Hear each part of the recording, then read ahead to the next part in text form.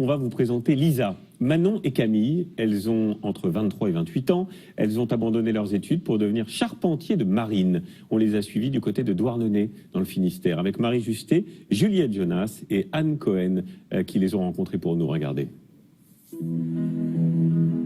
Dans la grisaille du mois de février, la baie de Douarnenez vit au rythme des bateaux et de ses marées. Un port d'attache désormais pour Camille et Manon, 23 et 27 ans.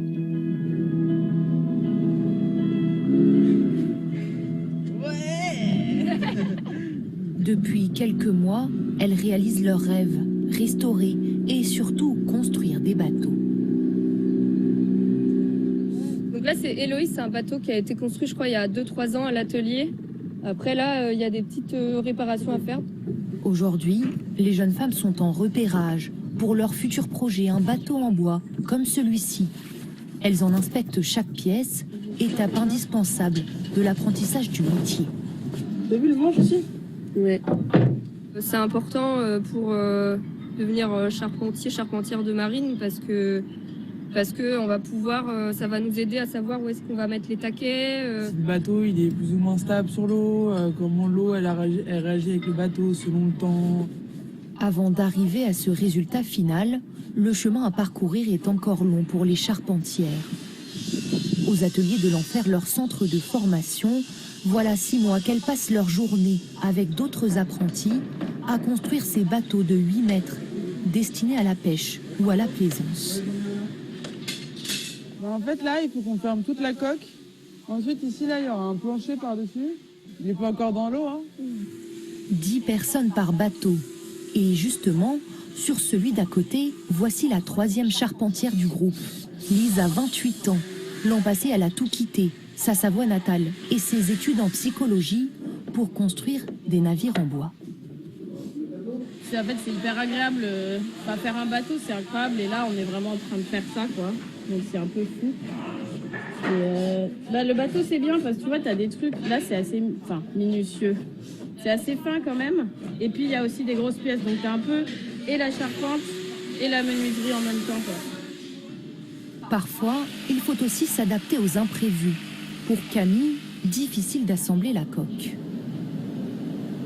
Chaque fois, c'est différent. Ah ouais, mais on peut pas le baisser là. C'est compliqué, surtout qu'il faut faire, défaire, refaire. Camille va devoir apprendre vite le métier. Dans quelques jours, c'est à 40 km de là qu'elle débutera son stage dans ce chantier naval au Guilvinec. Salut Camille. Salut. Bienvenue au chantier neuf. Avant de commencer, petit briefing sur son prochain chantier bien plus grand. Un langoustinier, un bateau de pêche de 15 mètres à restaurer. Ok. On va enlever les planches actuellement mises et puis on va remplacer toute cette partie-là. On va refaire le pont tout à l'arrière aussi. Faut y aller quoi. Alors qu'à l'école, c'est bien pour expérimenter, pour se faire plaisir, pour tailler des pièces entièrement aux outils à main et du coup mettre super longtemps et y aller tranquille quoi.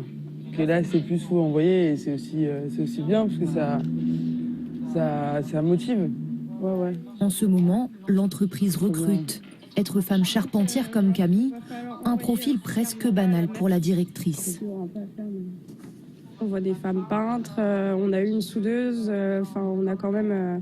dans tous les métiers, maintenant, on voit des femmes qui arrivent dans le secteur. De retour à Douarnenez, fin de journée pour les filles. Elles peuvent enfin décompresser, l'occasion d'échanger, de partager leurs expériences sur ce milieu où, malgré tout, se faire une place est parfois compliqué. C'est beaucoup plus dur en plus pour une femme, tu vois. Nous, il nous faut 2 fois plus de compétences pour se dire je suis capable. Malgré les difficultés, pas question de baisser les bras. Après la formation, toutes veulent rester dans le métier et poursuivre leurs rêves.